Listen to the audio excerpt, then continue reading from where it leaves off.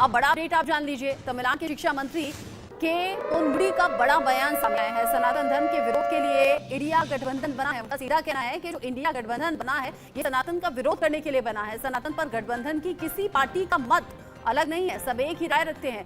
India गठबंधन सनातन धर्म के सिद्धांतों के खिलाफ है। साथ ही वो कह रहे हैं कि सभी 26 दल सनातन धर्म के खिलाफ लड़ाई के लिए एकजुट हुए हैं। बड़ी बात उन्होंने कही। इंडिया गठबंधन जो इकट्ठी हुई हैं 26 पार्टियां, वो सब सनातन का विरोध करने के लिए हुई हैं। சனாதன எதிர்ப்பு கொள்கை இந்தியா என்ற இங்கெல்லாம் நல்லவர்கள் சொல்லிவிட்டார்கள். இந்த இந்தியா என்பது ஒரு சனாதன கொள்கைக்கு எதிர்ப்பாக உருவாக்கப்பட்டிருக்கிற கூட்டணி தான் இந்தியா.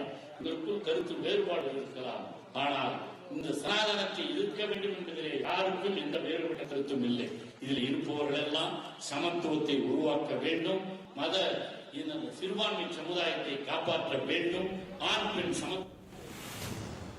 मैंने कहा कि सनातन धर्म को लेकर जब विरोध में बयान दिया गया तो अब एक के बाद एक रिएक्शंस भी सामने आ रहे हैं और आपने जाना कि जो 26 दल एक साथ इकट्ठा हुए हैं इंडिया गठबंधन में, उसको लेकर अब सवाल उठ रहे हैं। और इसी बीच सनातन विरोधियों पर भड़के हैं गजेंद्र सिंह शेखावत। हालांकि उन्होंने विवादित बयान दे दिया है। वो कह रहे हैं कि जो विरोधी शब्द बोले जाएंगे, जो सनातन का विरोध करेगा उसकी जुबान खींच ली जाएगी। विरोधी शब्द बोलने वालों की जीभ खींचेंगे। और साथ ही वो कह रहे हैं आंख उठाकर देखा तो आंखें बाहर निकाल देंगे। सनातन विरोधियों को सबक सिखाने की बात रहे हैं। कह रहे हैं सनातन का विरोध नहीं भी चल रही और विरोध में शब्द बोलने वाली जबान को खींच करके बाहर निकाल दो।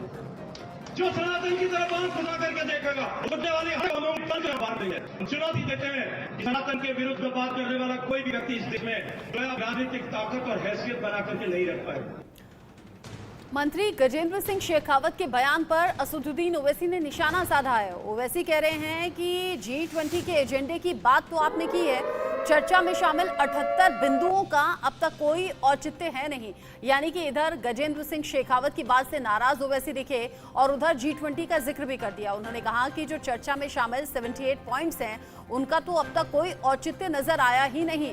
असदुद्दीन ओवैसी जो कि हर बात पर खुलकर बोलते हैं, बेबाक अंदाज के लिए जाने जाते हैं, और जब बात सनातन की हो रही है, जब एक तरफ सनातन के पक्ष में एक तरफ सनातन के विरोध में बातें हो रही हैं, तो असदुद्दीन ओवैसी की एंट्री भी इसमें बीच में हो गई है। विष्णु शर्मा जयपुर से हमारे साथ जुड़े हुए हैं। चेतन सेठ भोपाल से इस वक्त लाइव हमारे साथ मौजूद हैं। सबसे पहले रुख विष्णु मैं आपका कर रही हूँ। गजेंद्र सिंह शेखावत, हालांकि सनातन को लेकर पिछले कुछ दिन से लगातार संग्राम की स्थिति है। कुछ लोग पक्ष में बोल रहे हैं, कुछ लोग विपक्ष में बोल रहे हैं, लेकिन गजेंद्र सिंह शेखावत सनातन विरोधियों को सबक जरूर सिखाना चाहिए, अपना बयान जरूर देना चाहिए था, लेकिन उसमें ये विवाद जोड़ दिया है। कह रहे हैं जुबान खींच लेंगे, आंख निकाल देंगे। देखिए, राजस्थान में भी अब विधानसभा चुनाव नजदीक है और उसके तुरंत बाद लोकसभा चुनाव होंगे और राजस्थान में ये माहौल बना हुआ है कि बीजेपी सनातन के साथ चुनाव में जाएगी। सनातन को अगर किसी ने भी कुछ कहा तो बीजेपी खुलकर उसका विरोध करती है। जब से ये सनातन के खिलाफ बयान आने शुरू हुए हैं तब से ही इंडिया गठबंधन को लेकर लगातार बीजेपी हमलावर है। अभी कुछ दिन पहले जब राजस्थान में केंद्रीय मंत्री अमित शाह आए थे, उन्होंने भी ये कहा था कि जो सनातन के खिलाफ जो लोग बोल रहे हैं वो धीरे धीरे खत्म हो जाएंगे, कम हो जाएंगे। अब कल गजेंद्र सिंह शेखावत ने बड़ा बयान दिया है कि जो सनातन के खिलाफ बर्दाश्त नहीं किया जाएगा और जो सनातन के खिलाफ जो लोग बोल रहे हैं वो अपमान हमारे बुजुर्गों का कर रहे हैं। जिन लोगों ने सनातन के लिए बलिदान दिए उन लोगों का अपमान ये तमाम लोग कर रहे हैं। साथ के साथ भी जो कांग्रेस की सरकार राजस्थान में है उस पर भी जमकर हमला बोला। अब देखिए, राजस्थान में अब चुनाव नज़दीक है और बीजेपी ने जब पिछली बार अपने चुनावी समीकरण निकाले थे, हालांकि बीजेपी को हार मिली थी, लेकिन पिछली बार भी वो सनातन के साथ चुनाव लड़े थे, हिंदुत्व को आगे लेकर आए थे। और इस बार भी राजस्थान में यही देखने को मिलेगा कि बीजेपी किसी भी तरह से हिंदुत्व के एजेंडे को नहीं छोड़ना चाहती, हिंदुत्व के साथ चुनाव लड़ेगी। अभी तमाम जो नेता केंद्र के राजस्थान में लगातार आ रहे हैं, बीजेपी की परिवर्तन यात्रा जो चल रही है उस पर भी लगातार हिंदुत्व की बात की जा रही है और जो हिंदुत्व के विरोध में जो बयान आ रहे हैं उनका पुरजोर तरीके से बीजेपी की ओर से विरोध किया जा रहा है, क्योंकि बीजेपी अब किसी भी हालत में नहीं चाहती है कि किसी भी तरह के एजेंडे देश में चले और तमाम तरह की जो चीजें सनातन के खिलाफ बोली जा रही है उनको एक तो सनातन का विरोध बर्दाश्त नहीं, दूसरी तरफ जो सनातन धर्म से जुड़े हुए वोट बैंक हैं वो कतई प्रभावित ना हो, वो पूरी तरह से बीजेपी के साथ रहें, ये भी एक कोशिश इन बयानों के पीछे नजर आ रही है। क्योंकि केंद्र से लेकर राज्य तक हर तरफ से इस तरह के बयान एकजुट होकर सामने आ रहे हैं। चेतन सेठ मेरे साथ हैं भोपाल से। चेतन सेठ, चूंकि आने वाले वक्त में तो मध्य प्रदेश में भी चुनाव होने हैं, सनातन को लेकर इस संग्राम की स्थिति में कौन कौन से बड़े चेहरे, क्या क्या बयान अब तक सामने आए हैं? देखिए, बिल्कुल जिस तरीके से उदयनिधि का जब बयान आया था, उसके बाद सबसे पहला बयान मध्य प्रदेश से बाबा बागेश्वर का आया था। बाबा बागेश्वर ने उनके लिए रावण करार दिया है। बाबा बागेश्वर ने कहा था कि इस तरह के बयान, हिंदुत्व को लेकर अगर कोई भी बयान देता है तो वो रावण के समान होगा।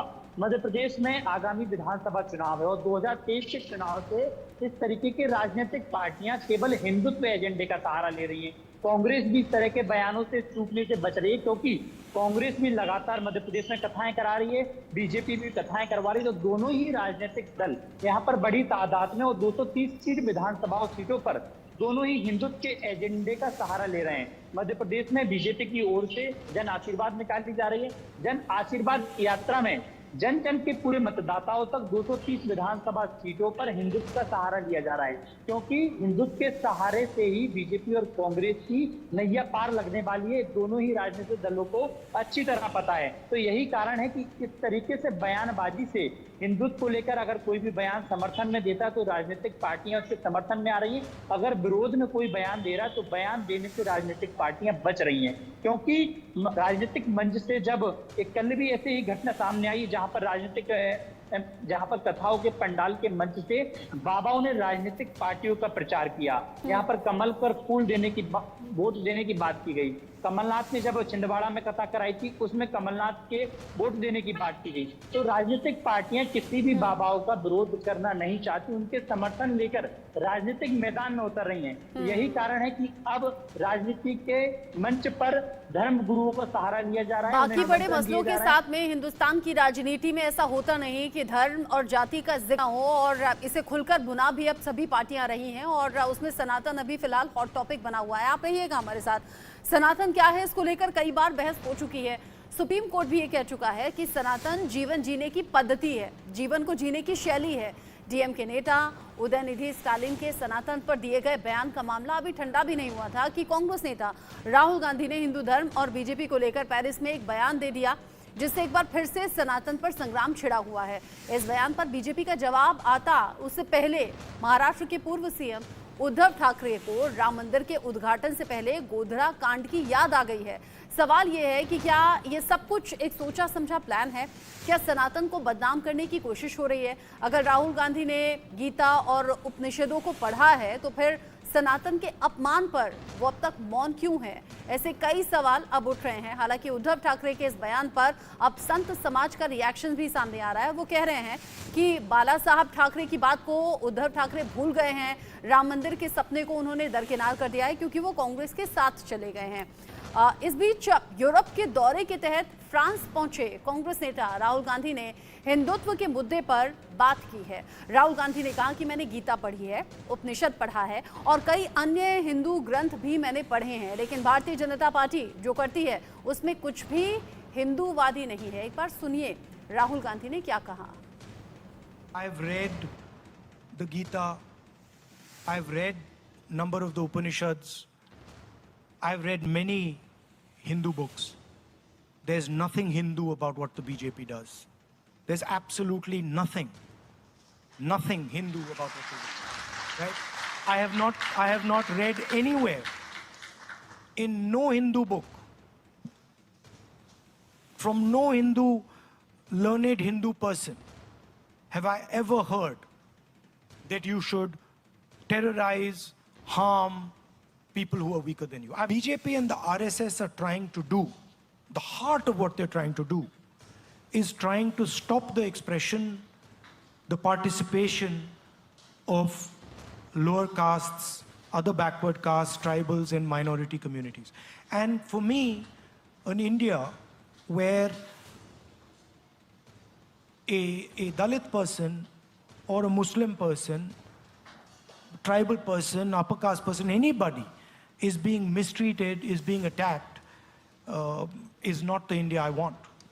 So I think it's very important that this question is taken head on, but I don't think that the type of political imagination that is required is currently there. Rahul Gandhi ने जिस तरह से भारत के बाहर जाकर के भारत की छवि को खराब करने का प्रयास एक बार नहीं अनेक बार किया है, अब जिस तरह से वो वहाँ जाकर के अपने आप को एक सर्टिफिकेट बांट रहे हैं स्वयं के लिए कि मैंने गीता पढ़ी है, मैंने रामायण पढ़ा है, मैंने और धर्मग्रंथ हिंदू धर्मग्रंथ पढ़े हैं, और भारत में रहते हैं तो भी वो कभी वो कोट के ऊपर जनेऊ दिखाते हैं, कभी अपना गोत्र बताते हैं, तो कभी मैं फलाने का वंशज हूँ, कभी मैं शिव भक्त हूँ। और जब सनातन की बारी आती है कि सनातन को नेस्तनाबूद करने वालों के साथ खड़े होते हैं, तब उनकी आंखों में मुंह में दही जम जाता है। देखिए, एक पूर्व मुख्यमंत्री को अगर उनके पास कोई ऐसा वास्तव में कोई इंटेलिजेंस इनपुट है तो निश्चित रूप से उनको इंटेलिजेंस एजेंसीज को और वहाँ की स्थानीय सरकारों को देना चाहिए, केंद्र सरकार को भेजना चाहिए। और अगर इस वक्तव्य में कोई दम नहीं है, सिर्फ एक हॉक्स क्रिएट करने का कोई माध्यम है या कोई ओछी राजनीति के माध्यम से वो ऐसा कर रहे हैं, जो मुझे लगता नहीं कि ऐसा कर रहे होंगे, क्योंकि आखिरकार वो भी पूजनीय बाला साहब देवरस के वंशज हैं। तो राम जन्मभूमि के बारे में आज की डेट में क्या ऐसी कोई कल्पना कर सकता है? गोधरा जैसा कांड रिपीट करने की कोई दुस्साहस कर सकता है? मुझे लगता है कि ऐसे बयानों से अगर कोई राजनीतिक मानसिकता से लेकर दिया गया बयान है तो निश्चित रूप से उनको कन्नी काटनी चाहिए, उस पर क्लैरिफिकेशन देना चाहिए। अगर उनके पास कोई वाकई इंटेलिजेंस इनपुट है तो इंटेलिजेंस एजेंसी को देना चाहिए। तो हिंदू राष्ट्र की मांग क्यों? हिंदू राष्ट्र की मांग करने वाले लोग को अचानक भारत से प्रेम कैसे? इसलिए ये भारत के भी दुश्मन हैं, इंडिया के भी दुश्मन हैं, भारतीय संविधान के भी दुश्मन हैं और भारतीय संविधान निर्माता बाबा साहब डॉक्टर अंबेडकर के भी दुश्मन हैं। इसीलिए इंडिया तो बहाना है, मुख्य रूप से ये संविधान का विरोध है और बाबा साहब डॉक्टर अंबेडकर का विरोध है, जिसको इस देश के लोगों से मेरी मांग है कि भारतीय जनता पार्टी और आरएसएस जो संविधान विरोधी आचरण कर रहे हैं, इनको बाहर का रास्ता दिखाया जाए और 2024 लोकसभा चुनाव में हिंदुज़म को गाली दिया हो, देश को गाली दिया हो, भ्रष्टाचारी चाहे जितना बड़ा हो, वो सब स्वागत है। अब नरेश अग्रवाल जी जो पार्लियामेंट में जिस तरह से कहा था कि राम में रम बसे, और जिस तरह से डॉक्टर संजय निषाद जो इनके पार्टनर हैं कहा कि तो राजा राम जो हैं दशरथ के औलाद ही नहीं और ऋषि श्रृंगी ऋषि के हैं, तो इनको सनातन की चिंता, धर्म की चिंता नहीं है। और एक बात और है कि जिस तरह से उदयनिधि स्टालिन ने स्टेटमेंट दिया और उस स्टेटमेंट को का पॉलिटिसाइजेशन तो ये कर रहे हैं, लेकिन अपने ही साथी से सफाई नहीं मांगी। उन्होंने कहा मैंने सारी धार्मिक किताबें पढ़ी, हिंदुइज्म वो नहीं है जो बीजेपी के लोग कर रहे हैं। किस हिंदू ग्रंथ में लिखा हुआ है कि कौमों के बीच में दीवार खींच दो? किसी कौम से, किसी जाति से सर्टिफिकेट मांगा करो कि तुम देशभक्त हो या ना हो? कौन से ग्रंथ में लिखा हुआ? इन्होंने ये बात कही। इंडिया और भारत दो एक चीज है। मैं तो कह रहा हूं, डर क्यों रहे हैं प्रधानमंत्री जी, आप और आपकी टीम? हमारा भारत भी रहेगा हमारे अलायंस के नाम में, है, रहेगा हमेशा, क्योंकि हम भारतीय हैं। सनातन को लेकर अलग अलग तरह के बयान सामने आ रहे हैं। आपने पक्ष को सुना, विपक्ष को सुना। विष्णु शर्मा जुड़े हुए हैं, चेतन सेठ जुड़े हुए हैं। चेतन, चूंकि आने वाले वक्त में पहले विधानसभा चुनाव लोग देखेंगे, उसके लिए वोट करेंगे, फिर उसके बाद लोकसभा चुनाव के लिए वो तैयार रहने वाले हैं। जब धर्म को लेकर इतना ज्यादा गर्मा गर्म बहस छिड़ी है, बयान एक के बाद एक सामने आ रहे हैं और पिछले कुछ दिन से मुद्दा लगातार गरमाया हुआ है, जरा भी ठंडा नहीं पड़ा। आम लोग इसे कैसे देखते हैं, कैसे सोचते हैं? क्या उनके लिए वाकई प्रायोरिटी में धर्म या सनातन की चर्चा है या फिर बाकी मुद्दे हैं?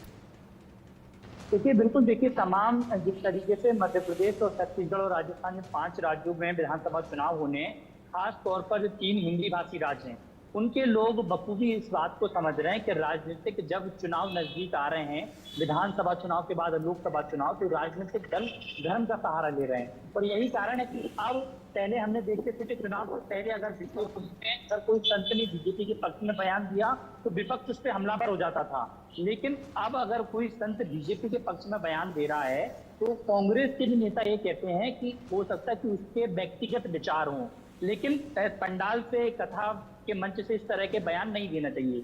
लेकिन आम लोग भली भांति समझ रहे हैं, क्योंकि मध्य प्रदेश का नागरिक, हर नागरिक जान रहा है कि पहले धर्म की बात नहीं होती थी, अब चुनाव आ गया है तो मुद्दे से भटकाने की बात है राजनीतिक दल कर रहे हैं। यहाँ पर धर्म की बात ले आते हैं, हिंदू मुसलमान की बात ले आते हैं, और यही कारण है कि जिस तरीके से वोट बैंक को साधने की कोशिश की जा रही है, हमेशा कांग्रेस पर हमेशा आरोप लगते रहे कि कांग्रेस को मुसलमान का वोट बैंक मिलता है और बीजेपी को मुसलमान का वोट बैंक कभी मिला नहीं। यही कारण है कि अब मुस्लिम वोट बैंक को भी साधने की कोशिश की जा रही है, और हमेशा चर्चा ये रहती थी कि हिंदुत्व के जो वोट बैंक रहते हैं वो हमेशा बीजेपी के पक्ष में जाते हैं। लेकिन कांग्रेस भी यहाँ पर तमाम इस तरह के आयोजन मध्य प्रदेश में करा रही है। तो मध्य प्रदेश क्योंकि खास तौर पर मध्य प्रदेश अब हिंदुत्व का गढ़ बन गया है, क्योंकि बाबा बागेश्वर और प्रदीप मिश्रा दो संत ऐसे हो गए हैं जो पूरे देश भर में चर्चाओं का विषय बने। बाबा और बागेश्वर पूर्व भी मुख्यमंत्री कमलनाथ इस तरफ कोशिश करते हुए दिखते भी हैं, कभी बाबा बागेश्वर के साथ तो कभी प्रदीप मिश्रा के साथ, क्योंकि वो जानते हैं कि हिंदुत्व का जो मुद्दा है वो फायदे का रहने वाला है, इसीलिए सॉफ्ट हिंदुत्व पर उस रास्ते पर चलती हुई कांग्रेस भी नजर आती है। बहुत शुक्रिया चेतन सेठ आपका ये तमाम अपडेट हमारे दर्शकों तक पहुंचाने के लिए। तो सनातन को लेकर जो संग्राम की स्थिति है ये तय मानकर चलिए कि अभी दूर तलक जाएगी, क्योंकि आने वाले चुनाव में हर पार्टी से भुनाने की कोशिश में है। इसके अलावा और तमाम बड़ी खबरें इसी बुलेटिन में आप देखेंगे।